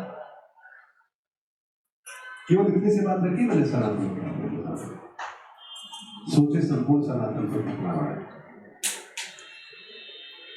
उम्मीद करता हूं कि आप लोग अपने जीवन के अंदर सनातन को धारण करेंगे, उसे स्वीकार करेंगे, उस विचारधारा को अपने जीवन में शामिल करेंगे जो शाश्वत है, सनातन है, और जिस विचारधारा के बिना जीवन संभव ही नहीं है।